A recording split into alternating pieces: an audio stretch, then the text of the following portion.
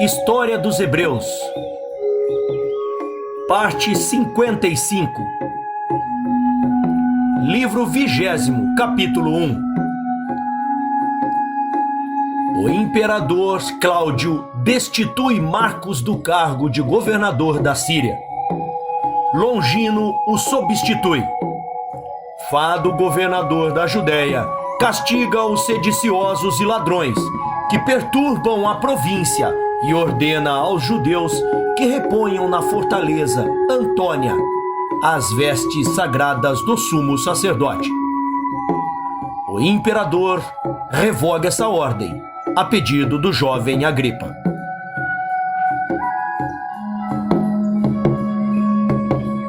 (833)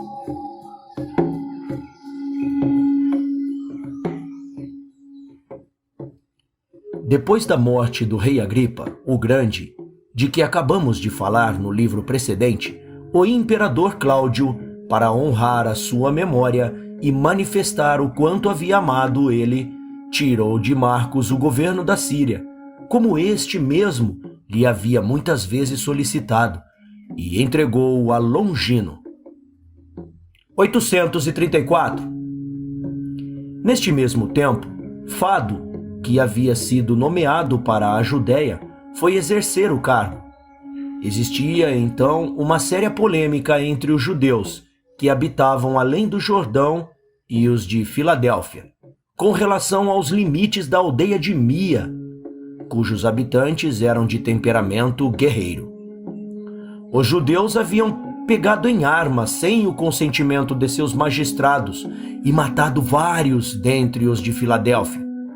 Ele ficou tão irritado ao vê-los querendo fazer justiça por si mesmos, sem esperar o seu parecer, que depois de mandar prender Aníbal, Arerão e Eiezar, os principais autores da sedição, condenou à morte o primeiro e exilou os outros dois. 835. Algum tempo depois, mandou também prender Ptolomeu, chefe dos ladrões, que tantos males haviam causados aos idumeus e aos árabes. Condenou-o à morte e expurgou assim toda a Judéia desses inimigos da segurança pública. Reuniu depois os sacerdotes e os maiorais de Jerusalém para ordenar-lhes, da parte do imperador, que colocassem na fortaleza Antônia as vestes sagradas, de que somente os sumos sacerdotes podem se servir, a fim de que lá ficassem e fossem guardados pelos romanos, como outrora. Com receio, porém, de que essa ordem os levasse a uma revolta, levou consigo algumas tropas a Jerusalém. Os sacerdotes e os que os acompanhavam não ousaram contestar a ordem, mas rogaram a Longino e a Fado que lhes fosse permitido enviar embaixadores ao imperador, com uma petição para que a guarda da veste sacerdotal permanecesse com eles e que nada se mudasse enquanto aguardavam a resposta. Eles foram atendidos, sob a condição de que deixassem os filhos como reféns, no que eles concordaram sem dificuldade. Depois disso, partiram os embaixadores, e o jovem Agripa, filho do rei Agripa o Grande, que estava ainda em Roma, ao saber o motivo que os levava até ali, rogou ao imperador que consentisse naquele pedido e enviasse a mensagem a Fado. Cláudio mandou vir os embaixadores e disse-lhes que concedia o que eles desejavam, mas que agradecessem a Agripa, pois eram, em consideração a ele e ao seu pedido, que lhes outorgava aquela graça. Entregou-lhes em seguida uma carta, que reproduzo aqui. Cláudio César Germânico, príncipe da República pela 5ª vez, cônsul pela 4ª vez, imperador pela 10ª e pai da pátria. aos magistrados, ao Senado, ao povo de Jerusalém e a toda a nação dos judeus, saudação! Tendo os vossos embaixadores, que me foram apresentados por Agripa, o qual foi educado e instruído em minha companhia, a quem muito estimo, me agradecido pelo cuidado que dispenso à vossa nação e me solicitado com grande insistência a manutenção da guarda dos ornamentos de vosso sumo sacerdote e da coroa, tal como Vitélio, que me é muito caro, fez antes de mim, consenti em seu pedido. Fiz isso tanto por piedade quanto porque acho justo permitir a cada qual viver conforme a sua religião, a religião de seu país, e também pelo afeto particular que o rei Herodes e o jovem Agripa têm por mim e pelas vossas necessidades, sendo que tenho com eles grande amizade. Estou escrevendo sobre este assunto a Crúspio Fado, por Cornélio, filho de Cero, Trifo, filho de Teudio, Doroteu, filho de Natanael, e João, filho de Jotre. Esta carta é datada do 4º ano das calendas de julho, sendo os cônsules Rufo e Pompeu Silvano. 836. Herodes, príncipe da Cálcida e irmão do falecido rei Agripa o Grande, pediu então ao imperador Cláudio e obteve dele poder sobre o templo e sobre o tesouro sagrado e o direito de escolher o sumo sacerdote. Esta autoridade permaneceu com ele e com os seus descendentes até o fim da guerra dos judeus. Esse príncipe tirou o sumo sacerdócio de Cantara e entregou-o a José, filho de Caneu.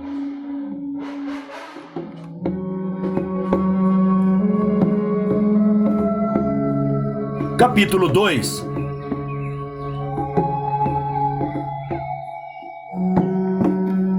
Isate, rei dos Adiabenianos, e a rainha Helena, sua mãe, abraçam a religião dos judeus. Sua excelsa piedade e grandes feitos desse príncipe que Deus protege visivelmente. Fado, governador da Judéia, manda castigar um homem que enganava o povo e os que o tinham seguido. 837.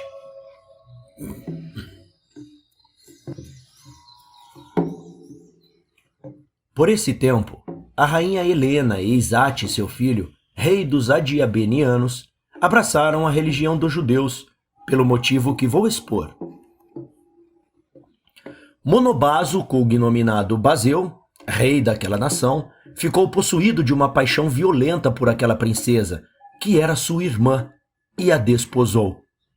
Ela ficou grávida, e estando ele deitado junto dela, adormecido, pôs a mão sobre o ventre da esposa, e então ouviu uma voz que lhe ordenava que a retirasse, para não ferir a criança concebida, a qual, por uma determinação particular de Deus, deveria ser muito feliz. Ele despertou muito perturbado e contou à esposa o que havia escutado.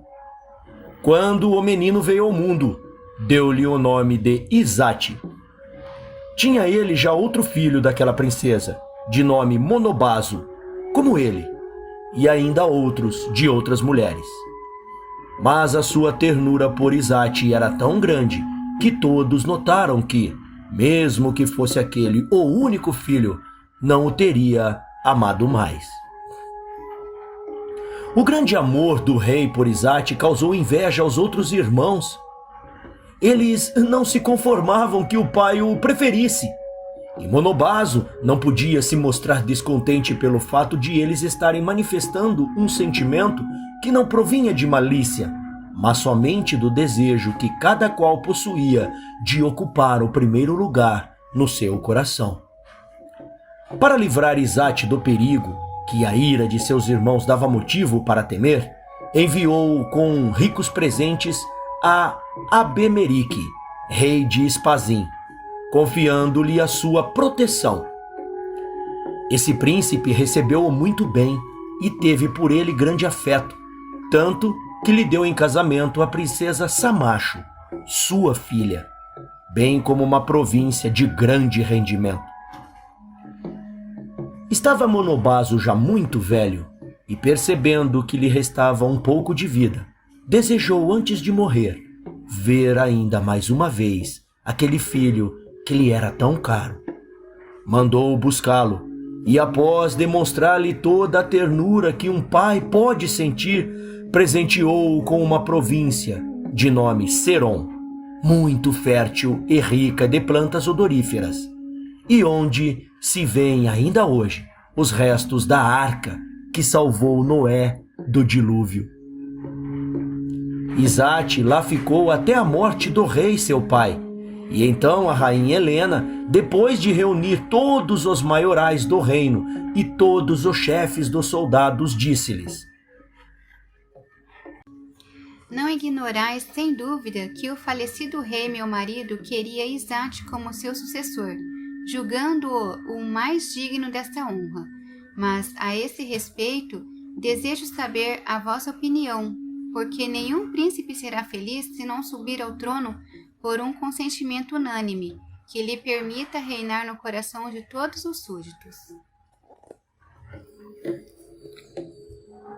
A sábia princesa falara assim para conhecer os sentimentos de seus convidados.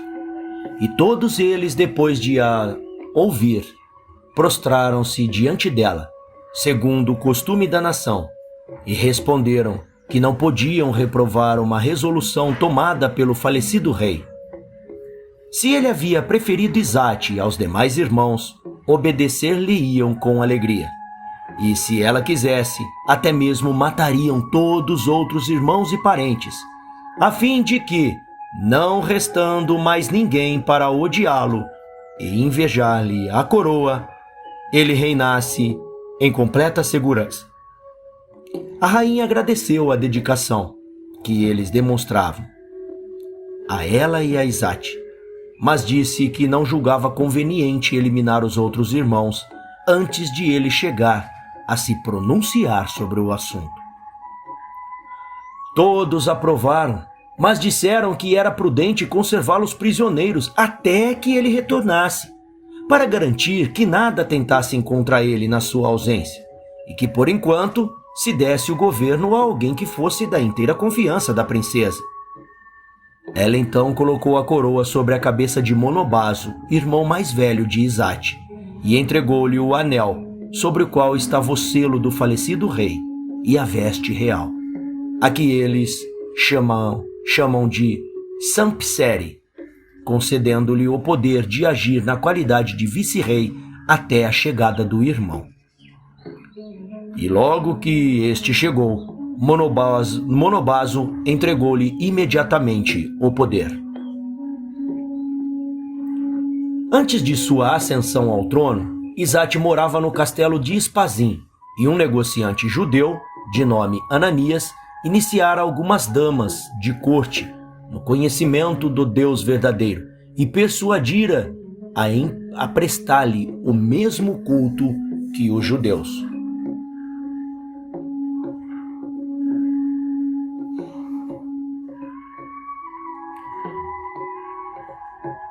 Por meio delas, conseguiu aproximar-se de Izate e inculcou-lhe os mesmos sentimentos. Assim, quando o rei, seu pai, mandou chamá-los para vê-lo antes de morrer, Izate obrigou Ananias a acompanhá-lo na viagem. Aconteceu que, naquele mesmo tempo, um outro judeu instruíra também a rainha Helena na nossa religião. Izate, já embebido pelo espírito de piedade e feliz por ter sido escolhido para rei por consentimento unânime, não se agradou em ver os irmãos e parentes encarcerados. Julgou que seria crueldade matá-los ou conservá-los na prisão, mas temia que, se os pusessem em liberdade, eles procurassem vingar a injúria recebida. Para equilibrar os dois extremos, enviou uma parte deles com os filhos para Roma, entregando-os como refém ao imperador Cláudio, e a outra parte, sob a mesma condição, enviou a Artabano, rei dos partos. Quando esse virtuoso príncipe soube que a rainha sua mãe estava também, como ele, afeiçoada à religião dos judeus, achou por bem não protelar mais o seu desejo de professá-la. E, como sabia que ninguém pode ser verdadeiramente judeu sem se circuncidar, dispôs-se a fazê-lo. Mas a princesa, ao saber disso, procurou demovê-lo de seu intento, fazendo com que atentasse para o perigo a que se iria expor, pelo descontentamento que suscitaria entre os súditos, os quais nunca iriam admitir que ele abraçasse uma religião estrangeira e nem aceitariam um judeu como rei. Esses argumentos contiveram o seu ímpeto, e quando ele relatou a Ananias o que ela dissera, declarou-lhe também que o despediria se não o fizesse. Ananias então quis se afastar, pois temia ser castigado, já que era o orientador do rei naquela questão, acrescentando que não era necessário que ele se circuncidasse para servir a Deus e prestar-lhe o culto que a religião dos judeus obrigava, porque a adoração a Deus era de natureza superior à da circuncisão. E se era para evitar que os seus súditos se revoltassem, ele sem dúvida seria perdoado por não cumprir aquele ritual.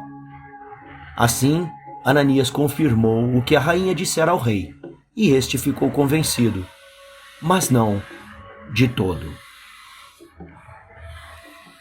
Algum tempo depois, veio da Galiléia outro judeu, de nome Eleazar, que era muito instruído nas coisas da nossa religião. Quando foi saudar o rei, encontrou-o a ler os livros de Moisés, e disse-lhe: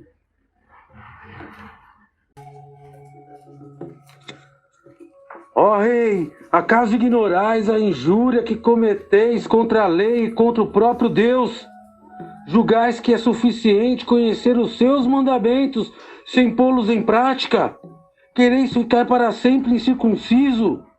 Se não sabeis ainda que a lei ordena a circuncisão, lede-a e vereis que grande pecado é negligenciá-la. O rei ficou tão impressionado com essas palavras que, sem mais delongas, retirou-se a um quarto. Mandou chamar um cirurgião e assim foi circuncidado. Logo depois, mandou chamar a rainha, sua mãe, e Ananias, e contou-lhes o que fizera. O terror tomou conta deles, porque temiam que os súditos, não querendo ser governados por um príncipe de uma religião contrária à deles, se revoltassem e lhe tirassem o reino. Temiam também por eles mesmos, pois haviam inspirados nele aqueles sentimentos. Mas Deus não somente livrou esse religioso príncipe de todos os perigos de que parecia estar ameaçado, como também livrou os seus filhos do momento em que as coisas pareciam mais desesperadas. Deus mostrou que todos os que põem nele a sua confiança e são piedosos podem esperar nele todas as coisas, como a continuação desta história irá mostrar. A rainha Helena, vendo que por uma providência particular de Deus, o seu filho, o rei Isate, governava em profunda paz e que a sua felicidade era admirada não somente pelos estrangeiros, mas também pelos seus súditos, desejou ir adorar a suprema majestade e oferecer-lhe sacrifícios no mais célebre de todos os templos, construído em sua honra em Jerusalém. O filho não somente lhe deu alegremente a permissão, como também acompanhou-a durante uma parte do caminho. E ela chegou a Jerusalém com um soberbo séquito e grande quantidade de dinheiro. A sua visita foi muito vantajosa para os habitantes da cidade, porque naquela época a carestia era tão grande que os muitos morriam de fome. A rainha, para remediar esse mal, mandou comprar grande quantidade de trigo em Alexandria e figos secos na ilha de Chipre, distribuiu aos pobres e granjeou assim, entre os judeus, a fama de generosa, como de fato merecia, depois de tão grande caridade. O rei, seu filho, foi também generoso, pois ao saber que a fome continuava, enviou grandes auxílios aos maiorais de Jerusalém, para que fossem entregues em favor dos pobres. Mas deixarei para mais adiante o relato dos benefícios de que nossa cidade é devedora a esse príncipe e à princesa. Artabano, rei dos partos, sabendo que os governadores das províncias de seu reino estavam conspirando contra ele e julgando que não estava mais seguro entre eles, resolveu ir procurar o rei Izate para se aconselhar com ele sobre o que devia fazer e até mesmo tentar, por meio dele, voltar a se estabelecer em seus domínios. Partiu então com os parentes e os principais servidores, cerca de 1000 pessoas. Encontrou Izate pelo caminho e não teve dificuldade em reconhecê-lo pelo seu séquito, mas Izate não o reconheceu. Artabano prostrou-se diante dele, segundo o costume de seu país, e falou-lhe nestes termos: Não me desprezeis, virtuoso príncipe, por verdes neste estado de súplica, obrigado a abandonar o meu reino. Um grande revés de sorte reduziu-me a este estado, e vim implorar o vosso auxílio. Pensei em quão pouco devemos contar com as grandezas da terra e refleti sobre vós mesmo, considerando a quantos acidentes estamos expostos. Preciso de vosso auxílio e esse socorro será benéfico a vós também, pois a vossa recusa em ajudar-me na vingança dos crimes de meus súditos iria fortalecer a ousadia e a revolta de outros povos contra os seus reis. Artabano falava com um rosto triste e as lágrimas acompanhavam suas palavras. Izate, que conhecia sua condição, desceu do cavalo e respondeu-lhe: Tende coragem, grande príncipe. Não vos deixeis abater pela má sorte como se fosse sem remédio. Tenho esperança de que bem depressa havereis terminada. Encontrareis em mim um amigo e aliado, muito mais afeiçoado e fiel do que imaginastes, pois ou vos recolocarei em vosso reino, ou vos cederei o meu.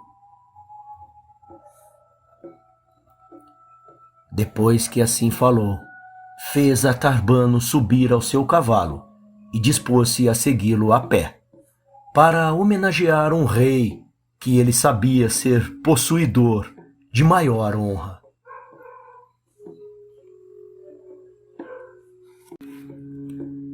Artabano, porém, não consentiu.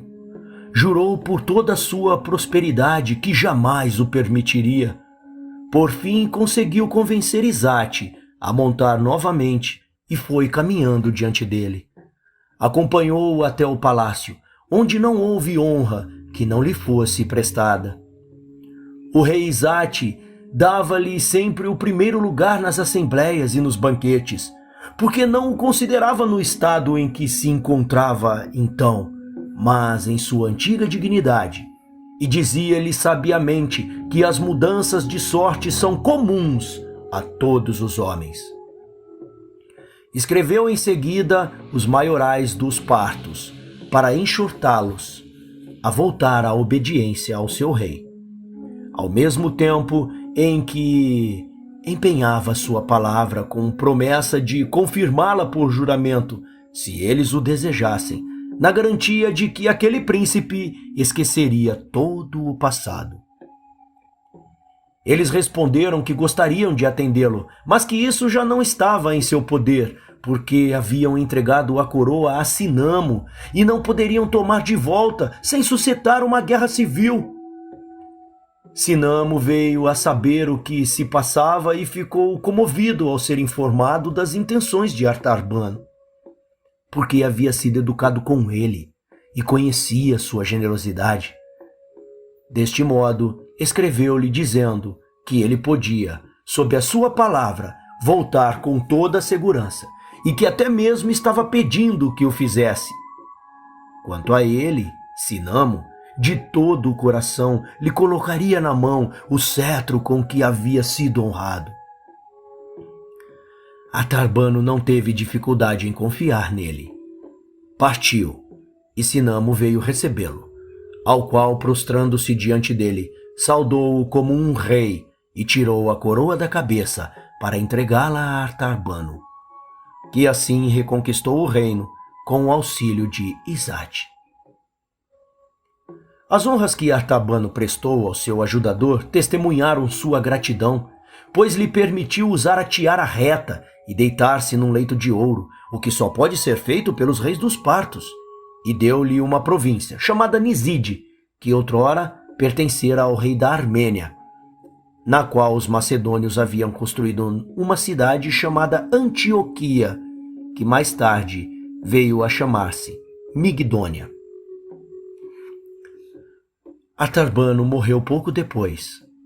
Vardan, seu filho e sucessor, tentou induzir o rei Izate a se unir a ele para fazer guerra aos romanos. Porém, não conseguiu persuadi-lo, pois este conhecia muito bem o poder deles para iludir-se com o resultado de tal empresa. E como Izate havia mandado 5 de seus filhos a Jerusalém para que aprendessem a nossa língua e se instruíssem nos nossos costumes, ao mesmo tempo em que a rainha Helena, sua mãe, fora adorar o Deus verdadeiro no templo, como dissemos, ele estava mais contido quanto a determinadas alianças. O sábio príncipe fez o que pôde para dissuadir Vardan deste empreendimento, advertindo-o do fabuloso exército dos romanos e de suas temíveis ações na guerra. Em vez de receber essas admoestações, todavia ele se sentiu ofendido e declarou guerra a Izate. No entanto, Deus, que protegia Izate, assegurou-lhe o seu auxílio. Os partos, quando se convenceram de que ele estava resolvido a atacar os romanos, mataram-no e puseram em Gotarso o reinado. Gotarso era seu irmão. Algum tempo depois, esse rei também foi morto à traição, e Vologeso, seu irmão, substituiu. Esse príncipe, que tinha 2 irmãos do mesmo pai, deu a Pacoro, o mais velho, o reino da Média, e a Tiridade, o mais novo, o reino da Armênia. Nesse mesmo tempo, Monobazo, irmão do rei Izate, e seus parentes, vendo que a piedade para com Deus tornava-o o mais feliz dos príncipes, cogitaram em também abandonar a sua religião e abraçar a dos judeus. Os grandes do país, todavia, vieram a sabê-lo e ficaram muito irados, mas resolveram dissimular, até que se encontrasse uma oportunidade favorável para matá-los. Escreveram a Abia, rei dos árabes, e prometeram-lhe uma grande soma de dinheiro, caso viesse com um grande exército fazer guerra ao seu rei, com a garantia de passarem para o seu lado logo que se iniciasse a batalha, porque estavam resolvidos a castigá-lo pelo desprezo que demonstrara pela religião de seu país. Eles confirmaram a promessa com um juramento e rogaram-lhe insistentemente que se apressasse. O rei árabe veio com um grande exército e Izate marchou contra ele. Mas no momento do combate se viu abandonado pelos seus homens, como se um terror repentino os tivesse levado a fugir.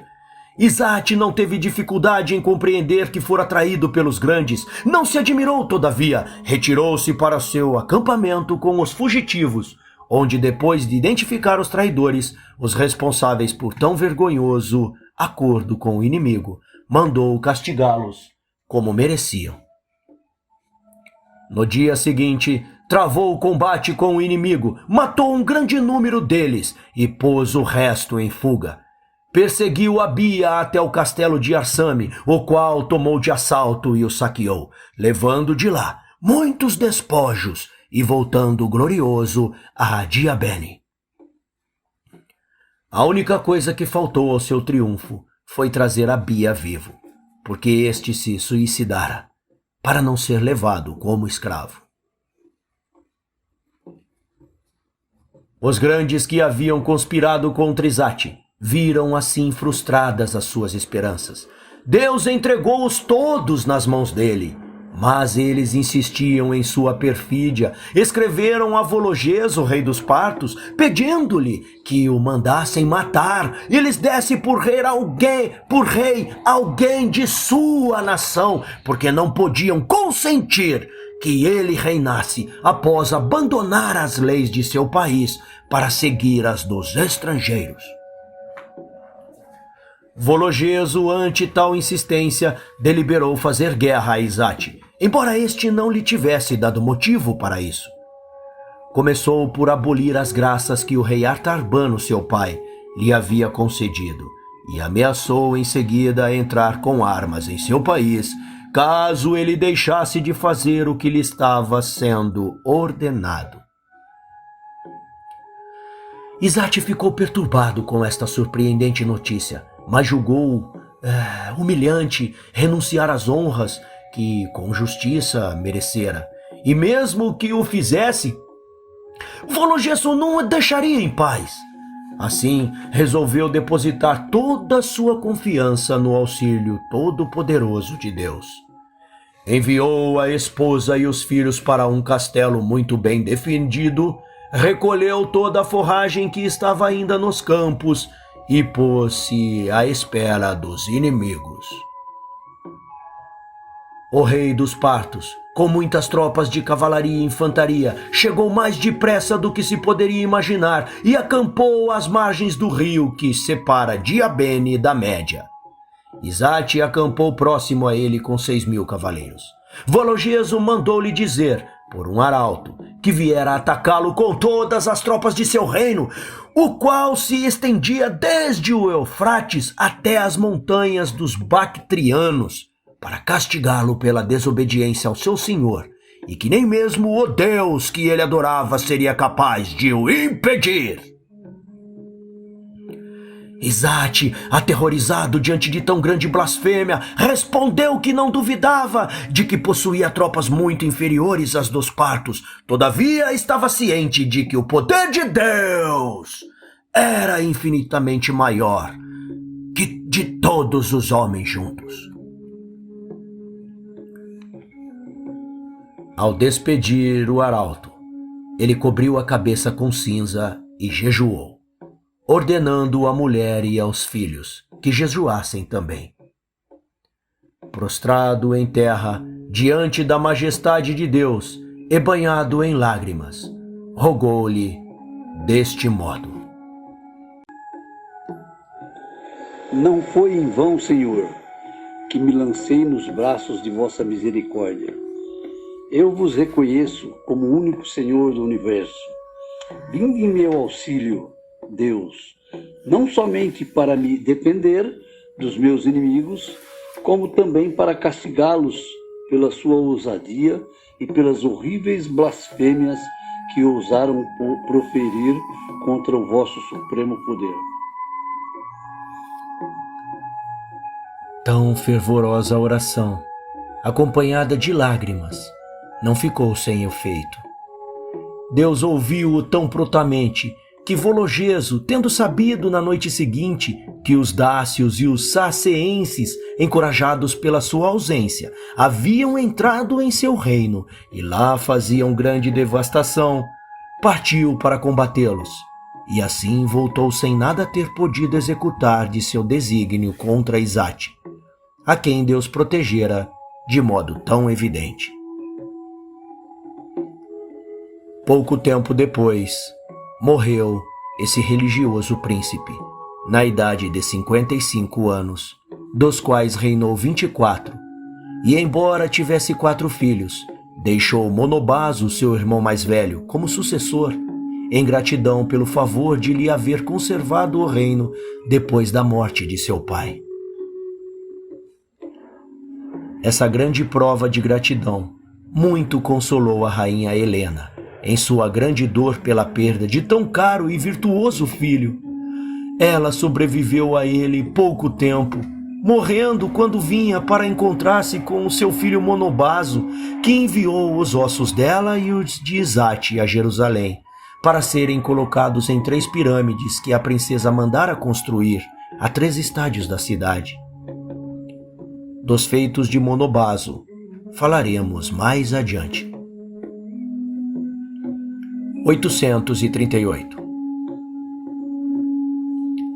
Quando Fado era governador da Judéia, um mago de nome Teudas convenceu uma grande multidão de povo a tomar os próprios bens e a segui-lo até o Jordão, dizendo que era profeta e que deteria com uma única palavra o curso do rio e os faria passar a pé enxuto.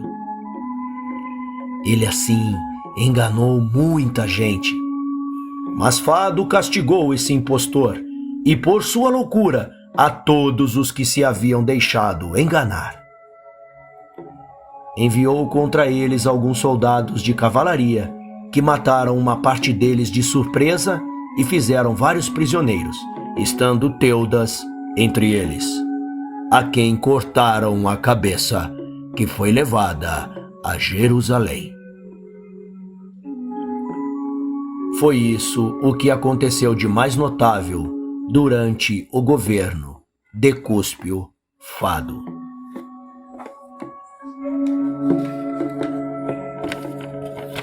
Fim da leitura de hoje. Quero fazer um agradecimento especial às 4 pessoas que participaram da narração deste capítulo. A tia Josi, ao Davi Viegas, nosso moderador, ao professor João, grande amigo e meu instrutor particular, João Araújo, professor do Senai, e ao professor Eduardo Jimenez, do canal A Chave da Ciência. Que Deus os abençoe e nos encontramos no próximo capítulo. Shalom. Boa noite.